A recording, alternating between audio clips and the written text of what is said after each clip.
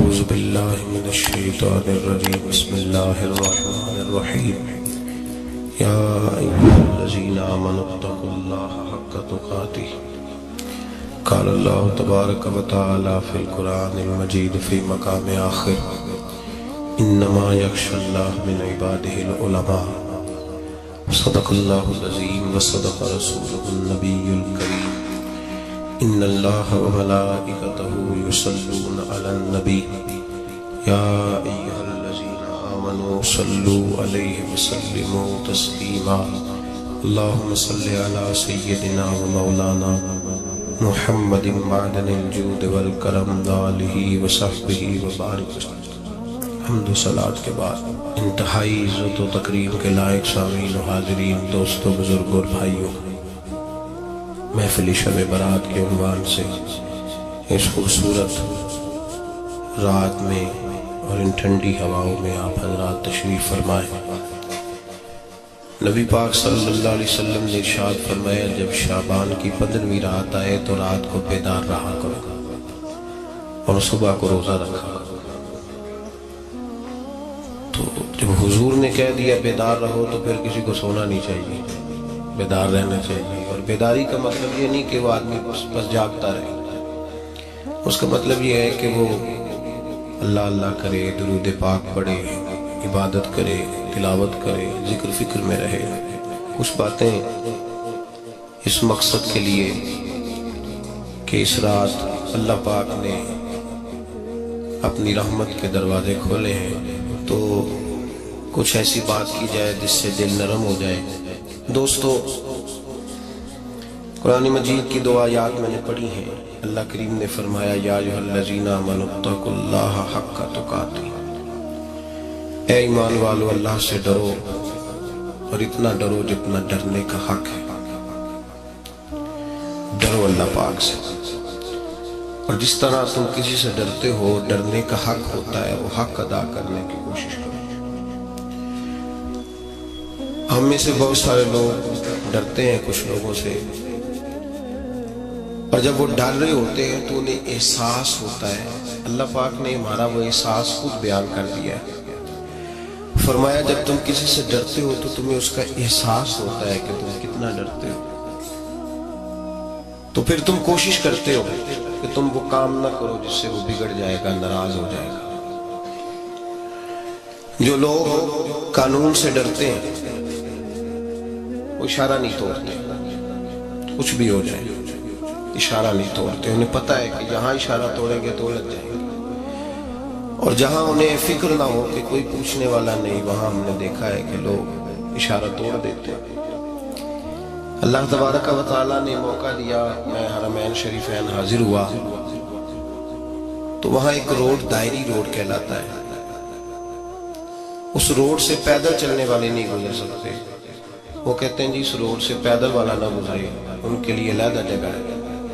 قانون یہ ہے کہ اگر کوئی پیدل آدمی وہاں سے گزرے اور اس کا ایکسیڈنٹ ہو جائے تو وہ حکومت یہ کہتی ہے کہ یہ کیوں یہاں سے گزرا تھا، لہذا کوئی مقدمہ نہیں ہو سکتا۔ وہاں ہم نے دیکھا ہے کہ لوگ اس سڑک پہ پیر بھی نہیں رکھتے، کہتے ہیں مر گئے تو بنے گا کچھ نہیں۔ یہاں بھی بہت سارے ایسے معاملات ہوتے ہیں کہ جہاں انسان محسوس کرتا ہے کہ یہ بڑا میرے لیے نقصان ہوتا ہے تو وہ ڈرتا ہے۔ ایک چھوٹی سی بات ہے کہ رات کو کوئی آدمی اپنا دروازہ کھلا رکھ کے نہیں سوتا، حالانکہ کوئی عرض نہیں، کبھی کھلا رہ بھی جاتا ہے، اور اگر کبھی رہ جائے تو جس کی ذمہ داری بند کرنے کی ہو اس کے ساتھ پھر جو رویہ ہوتا ہے گھر والوں کا، یہ خوف ہے ہمارا اندر کا، تو بڑی شدت کے ساتھ ہم اس شخص کو سخت سست کہتے ہیں، ڈانٹتے ہیں، کہتے ہیں تو نے خیال ہی نہیں کیا، جمع پونجی لٹ جاتی تو یہ خوف ہے، یہ ہمارا اندر کا یہ خوف ہے۔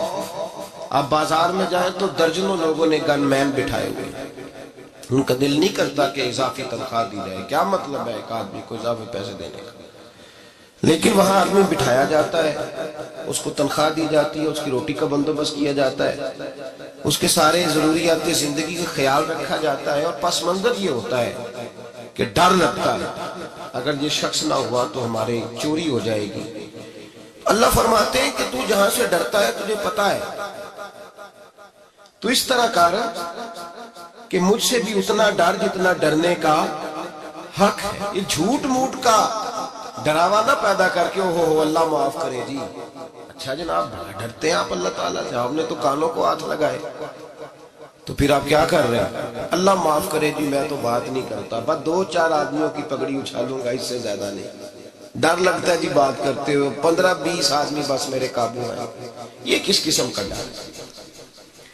ڈرنے کا حکم دیا، اور میرے رسول کریم سید عالم صلی اللہ تعالی علیہ وآلہ وسلم نے ارشاد فرمایا کہ تو رب کریم سے دنیا میں ڈر جا جس طرح ڈرنے کا حق ہے۔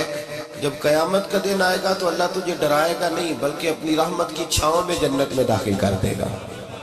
یہاں ڈر، ایک جگہ تو اللہ نے فرمایا ڈرو، اور کچھ جگہوں پہ فرمایا کہ جو میرے علم والے بندے ہیں نا، جن کو میں نے علم دیا ہے، عالم ہے، ان کے بارے میں فرمایا کہ ان کے دلوں میں میری خشیت ہے۔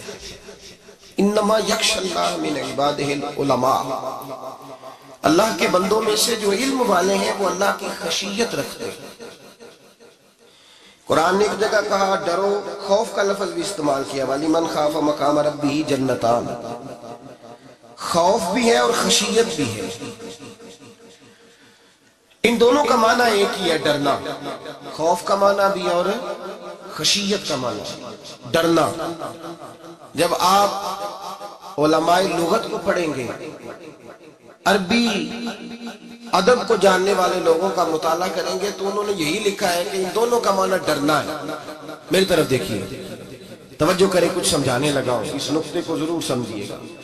خشیت کا معنی بھی ڈرنا ہے، خوف کا معنی بھی، لیکن جب صوفیاء کے پاس جائیں نا، صوفیاء جو قرآن و سنت کی روح کی تفسیر کرنے والے ہیں، تو وہ کہتے ہیں نہیں، خشیت اور خوف میں فرق ہے، خوف اور ہوتا ہے، خشیت صوفیاء اس کی تفسیر اور کرتے ہیں۔